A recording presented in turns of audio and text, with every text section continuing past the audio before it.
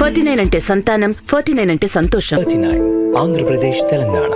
నమస్తే, welcome to I dream. నేను లక్ష్మీ దుర్గా. పలు కుల సంఘాల ఒత్తిళ్లకు జనసేన అధినేత పవన్ కళ్యాణ్ తలొగ్గారని, అలాగే 68 సీట్ల జాబితాతో అంటే జనసేనకు 68 సీట్లు కావాలంటే ఒక ప్రతిపాదన చంద్రబాబు ముందుకు తీసుకొచ్చారంటూ వార్తలు వస్తున్న నేపథ్యంలో గత కొద్ది రోజులుగా జరుగుతున్న పరిణామాలు చూస్తున్నాం. మరి ఈ ప్రతిపాదనని టీడీపీ అధినేత చంద్రబాబు నాయుడు ఎంతవరకు ఆమోదిస్తారు అన్న చర్చ జరుగుతోంది. ప్రస్తుతం ఇదే అంశాలపై మనతో మాట్లాడడానికి వైఎస్ఆర్సీపీ అధికార ప్రతినిధి సుందరరాం శర్మ గారు ఉన్నారు. మాట్లాడదాం. సార్ నమస్తే. సార్ నమస్తే. నమస్తే సార్, జనసేనకు సంబంధించి గత కొద్ది రోజులుగా అంటే ఆ సామాజిక వర్గానికి చెందిన చాలా మంది నేతలు అంటే హరిరామ్ జోగయ్య గారు కానీ, ముద్రగడ పద్మనాభం గారు కానీ అసలు జనసేన కి ఎలాంటి ప్రాతినిధ్యం ఇస్తున్నారు, ఎన్ని మంత్రి పదవులు ఇస్తారు, అలాగే అధికారం పవన్ కి అంటే 2.5 సంవత్సరాలని ఆయన సీఎం అవుతారు, ఇటువంటి ప్రశ్నలన్నీ వస్తున్నాయి సార్. అలాగే హరిరామ్ జోగయ్య గారు ఒక 50 సీట్లు సంబంధించి ఈ నియోజకవర్గాలు వీళ్ళైతే బాగుంటారంటే ఒక లిస్టు విడుదల చేయడం, ఇవన్నీ మనం చూస్తున్నాం. సో కొంత కుల సంఘాల పెద్దలు వీళ్ళకి సంబంధించిన ఒత్తిడితో జనసేన అధినేత ఒక 68 సీట్లకు సంబంధించి చంద్రబాబు ముందు ప్రతిపాదన పెట్టినట్టుగా తెలుస్తోంది సార్.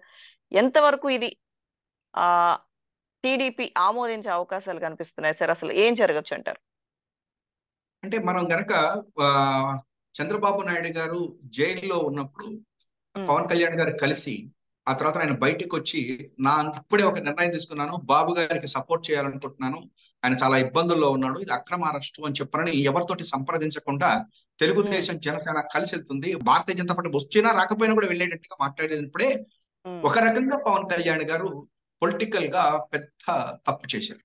ఎందుకని చెప్పంటే రాజకీయాలలో హత్యలు ఉండవు, ఆత్మహత్యలు ఉంటాయి అనేటువంటి దానికి ఇది. తర్వాత ఏమని చెప్పారంటే ఇంకా 1వ తారీఖు నుంచి మేనిఫెస్టో వచ్చేస్తుంది, మినీ మేనిఫెస్టో వస్తుంది, ఇక ఇద్దరు కలిసేసి మీటింగులు పెట్టుకుంటారు అని చెప్పిన ప్రారంభమైంది. అయితే అది ఇప్పటివరకు కూడా ఎక్కడ తేలడం. కొన్ని చోట్ల ఎప్పుడైతే ఈ యొక్క మీటింగులు పెట్టుకున్నారో అక్కడల్లా ప్రతి చోట ఘర్షణ వాతావరణం. లేకపోతే నిన్న చంద్రబాబు నాయుడు గారు ఆ మంటపేటలో కానివ్వండి, ఇంకొకటి మన అరకు ఎక్కడో డిక్లేర్ చేసిన చోట కూడా అక్కడ జన సైనికులు వాళ్ళు కూడా మేము ఆల్రెడీ అభ్యర్థులు ఉన్నాం, అసలు జనసేన తెలుగుదేశం పార్టీ కలిసి వెళ్తుంది అని చెప్పినప్పుడు నువ్వు తెలుగుదేశం పార్టీ నీ యొక్క క్యాండిడేట్ అని డిక్లేర్ చేసుకుంటున్నావు అనేటువంటిది కూడా వచ్చింది. అయితే హరిరామ జోగయ్య గారు లాంటి వాళ్ళు మొదటి నుంచి కూడా అనేది ఏంటంటే మనం పళ్ళకి మోయటం కాదు, నీకు అసలు ఏంటి, మనకు ఒక 50 స్థానాలు 50 ఆయన ఒక లిస్ట్ కూడా ఇచ్చేసాడు, ఎక్కడెక్కడ పోటీ చేయొచ్చు, ఎక్కడ కాపు సామాజిక వర్గం వారికి మంచి ఇది ఉన్నది అనేటువంటిది కూడా ఆయన చక్కగా ఇచ్చటం కూడా చూసాం.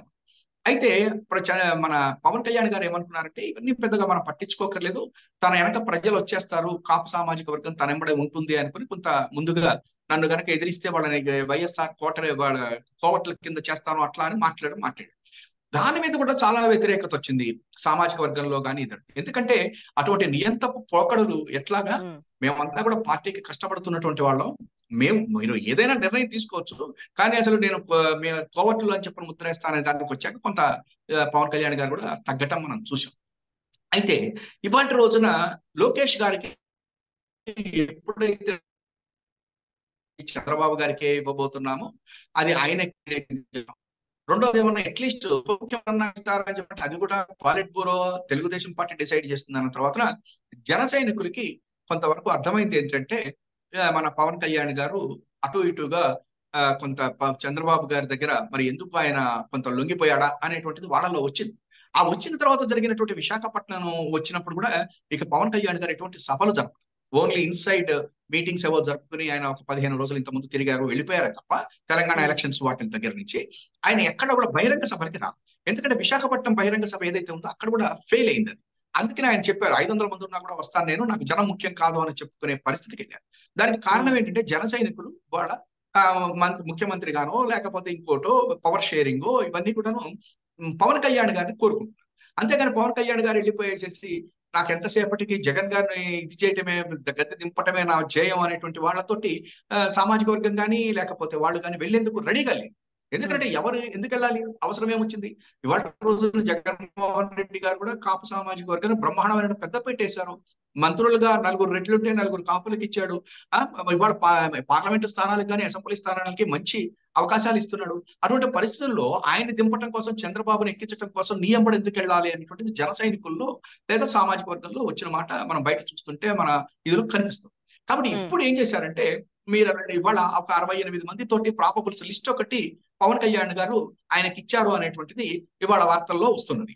అయితే ఈ 28 మందిలో ఆయన ఇంకోటి కూడా ఏమని అడుగుతున్నాడంటే, నేను మీకు లొంగలేదు, మీరు నేను సమానం అని చెప్పడం కోసం మీరు ఆల్రెడీ 23 మంది గెలిచారు కదా, ఆ 23 మందిలో 2 నాకు సీట్లు ఇవ్వండి అని కూడా అడుగుతున్నాడు. అయితే ఇక్కడ అవును నాకు సార్. ఇంకొకటి కూడా ఉంది. ఉమ్, నిజానికి 23 సీట్లలో ఒక 2 సీట్లు అడగటం ఏమిటి అంటే, ఇక్కడ కూడా ఏంటంటే 2 సీట్లు కాదు, దాదాపు కొన్ని సీట్లలో చంద్రబాబు నాయుడు గారు అసలు గెలిచే పరిస్థితి కాదు, క్యాండిడేట్స్ లేరు. అటువంటి పరిస్థితుల్లో ఏం చేస్తాడు చంద్రబాబు నాయుడు గారు? ఈ 2 సీట్లుకి ఒక రకంగా చూసారా, బాబు గారు నా జేబులో ఉన్నాడని ఈయన చెప్పుకోవటానికి, ఆయన నవ్వుకుని అవును మేము అసలు ఇక్కడ మాకు అభ్యర్థులే లేని చోట నీకు ఇచ్చామని చెప్పుకోవటానికి, ఇదొక వాళ్ళిద్దరి మధ్య ఏమన్నా ఉన్నదా అనేటువంటిది కూడా ప్రజలు రేపు మళ్ళీ అది కూడా అడుగుతారు. తర్వాతన ఇవాళ ఆయన ఇచ్చినటువంటి 68 మంది లిస్టు ప్రాబబుల్స్ ఏవైతే ఉన్నాయో అవి చంద్రబాబు నాయుడు గారు ఒప్పుకుంటారని నేనైతే అనుకుంటాను. ఎందుకని చెప్పంటే ఆల్రెడీ కుటుంబంలోనే గొడవ ఉంది. ఇవాళ చంద్రబాబు గారికి లోకేష్ గారికి మధ్య ఉన్నటువంటి గొడవ ఏంటంటే, పవన్ కళ్యాణ్ గారిని ఎంటర్టైన్ చేయొద్దు అని లోకేష్ గారు చెప్తున్నారు. కానీ చంద్రబాబు గారు ఇవాళ ఉన్న పార్టీ పరిస్థితుల్లో జనాలని తీసుకొచ్చే పరిస్థితి లేదు. ఇవాళ మన ఆయన బహిరంగ సభకి కొన్ని చోట్ల క్లోజ్ చేసేస్తారు ముందుగానే, ఎందుకంటే జనాలు తెచ్చే పరిస్థితి లేదు తమ్ముళ్ళు. ఎందుకంటే తెచ్చిన చోట కూడా వాళ్ళు వెళ్ళిపోతున్నారు, ఇంత డబ్బులు ఖర్చు పెట్టలేమని చెప్తున్నారు. అందువలన బహుశా పవన్ కళ్యాణ్ మన ఎంబడి ఇద్దరు కలిసి కనుక వెళ్తే డెఫినెట్ గా జనం వస్తారు అని. కానీ చాలా చోట్ల ఏమైందంటే, ఎంతసేపటికి చంద్రబాబు నాయుడు గారు జనసేన టీడీపీ అని చెప్పి మాట్లాడుతుంటే కూడా జనసేన నుంచి ఎటువంటి రెస్పాన్స్ వచ్చినట్టుగా మనం చూడాలి. వాళ్ళ నుంచి పెద్దగా వెళ్ళాలి. మొదట 1-2 మీటింగులకు కొంచెం ఉంది, కానీ తర్వాత ఇప్పుడు కనుక మనం చూస్తే జన సైనికులు వెళ్ళాలి. ఎందుకంటే నువ్వు సీట్ల సర్దుబాటు కాలేదు, పవర్ షేరింగ్ ఏంటో తెలీదు అని అదే ముద్రగడ పద్మనాభం గారు కూడా అడిగారు అని చెప్పిన వార్తలు వస్తున్నాయి. ఏమని చెప్పారంటే, అసలు మీరు ఎన్ని సీట్లు ఇస్తామని మాట్లాడుతున్నా అంటే అవన్నీ ఏమీ లేదు, మరి పవర్ షేరింగ్ ఏంటి ఇంకా మాట్లాడలేదు, మన సీటు నా సీటు గురించి ఏంటంటే కూడా ఏదో చంద్రబాబు గారు నిర్ణయిస్తారో ఏదో అన్నారు అనేటువంటిది తప్ప సబ్జెక్ట్ కరెక్షన్ సరే అంటున్నారు. అటువంటిప్పుడు ఇంకా నా సీట్లు చంద్రబాబు గారిని డిసైడ్ చేసే కాడికి దీంట్లో నేను ఎందుకు చేరాలి అన్నారు అనేటువంటిది కూడా బయటకు వచ్చింది. కాబట్టి ఇవాళ నాకున్నంత వరకు పవన్ కళ్యాణ్ గారు కంటిన్యూ అవుతారా లేదా పార్టీలో అనేటువంటిది కూడా బీజేపీ వాళ్ళతో కలిసి రాదా అనేటువంటి దాని మీద కూడా ఆధారపడి ఉంటుంది. రేపు సార్ ఒకవేళ అయితే ఎస్ సార్, ఇక్కడ ఇంకొక విషయం ఏంటంటే, ఏదైతే పవన్ ప్రతిపాదన ఉంచారని వస్తున్న కథనాల ప్రకారం చూస్తే సార్, ఆ చంద్రబాబు ఒక 10-15 రోజులు వెయిట్ చేసి చూద్దాం బీజేపీ కలిసి వస్తుందేమో అని ఆయన సమాధానం ఇచ్చినట్టుగా వస్తున్న కథనాలు. అలాగే సార్, అంటే కలిసి ఉమ్మడిగా పాల్గొంటాం సభలు సమావేశాలు అని గతంలో వీళ్ళు చెప్పారు కదా సార్, పొత్తు పెట్టుకున్న తర్వాత. సో కానీ ఇప్పుడు ఈ మంత్ ఎండింగ్ నుంచి టీడీపీ అధినేత చంద్రబాబు ప్రజలోకి రాబోతున్నారు. నెక్స్ట్ మంత్ నుంచి జనసేన అధినేత పవన్ కళ్యాణ్ సభలు సమావేశాలు నిర్వహిస్తారని నాదెండ్ల మనోహర్ చెప్పారు. మరి ఎక్కడ ఉమ్మడి కార్యాచరణ కనిపించడం లేదు కదా సార్. మరి జన సైనికుల నుంచి వస్తున్న ప్రశ్నలు ఇవన్నీ ఎవరికి వాళ్లే వెళ్తున్నారు కదా విడివిడిగా. అది అసలు యాక్చువల్ గా ఇవాళ 25వ తారీఖు లోపల దరిదాపుగా చాలా 25 బహిరంగ సభల్లో చంద్రబాబు గారు పాల్గొంటారు అని చెప్పారు ఈ నెలలోనే. అందుకనే మీకు చాలా చోట్ల క్యాన్సిల్ అయింది. ఇప్పుడు ఎందుకని చెప్పారంటే, ఇప్పుడు ఉరవకొండ ఏవో కొన్ని ఇట్లాంటి ప్లేసుల్లో వాళ్ళు ఎందుకంటే జనాలు రావట్లేదు, రెండోది జన సైనికులు వాళ్ళతోటి కలవట్లేదు, జనసేన కలవట్లేదు. నిన్న మండపేటలో అనుకుంటాను చంద్రబాబు నాయుడు గారు వచ్చి క్యాండిడేట్ డిక్లేర్ చేస్తే జనసేనకు సంబంధించి ఆయన డైరెక్ట్ గా చెప్పేశాడు, ఆయన పార్టీకి ఆయన డిక్లేర్ చేసుకున్నాడు, జనసేన తరఫున నేను ఉన్నాను అని చెప్పని ఆయన చెప్పేస్తున్నాడు. అంటే చంద్రబాబు నాయుడు గారు ఈ 15 రోజులు ఆగమని ఇందాక నేను చెప్పాను కదా, చంద్రబాబు గారి దగ్గర వాళ్ళ క్యాండిడేట్స్ లేరు, డబ్బులు ఉన్నటువంటి వాళ్ళు కావాలి. ఇప్పుడు జగన్మోహన్ రెడ్డి గారు గనక ఇవ్వని సీట్లు ఉండండి ఇవ్వనటువంటి వాళ్ళు ఎవరైనా ఉంటే వాళ్ళందరినీ తెచ్చేసుకున్నారని అనుకోండి, అప్పుడు 175 స్థానాల్లో తన గనక క్యాండిడేట్లు ఉంటే, ఒకవేళ బీజేపీ కనుక రాకపోతే పవన్ కళ్యాణ్ గారితో కూడా కలిసి వెళ్తాడని నేను అనుకోవట్లేదు. ఎందుకంటే తెలుగుదేశం పార్టీకి సంబంధించిన చాలా మంది పవన్ కళ్యాణ్ తోటి వద్దు మనకి అని అడుగుతున్నారు, ఎందుకంటే వాళ్ళ సీటు పోతుంది. అదొక ప్రాబ్లం ఉంది. ఒకవేళ నిజంగా 68 సీట్లు పవన్ కళ్యాణ్కి ఇద్దాము అన్నా కూడా చంద్రబాబు గారి చేతుల్లో లేదు. ఎందుకంటే సీనియర్స్ కానీ వాళ్ళందరూ కూడా ఒకటే చెప్తున్నారు, ఇన్నేళ్ళు మేము పార్టీలో ఉన్నాం, నువ్వు ఇప్పుడు ఎవదో నీ అని చెప్పనేటువంటిది ఒకటి ఉంది. రెండోది చంద్రబాబు గారి యొక్క ఎత్తులు మనకు తెలుసు.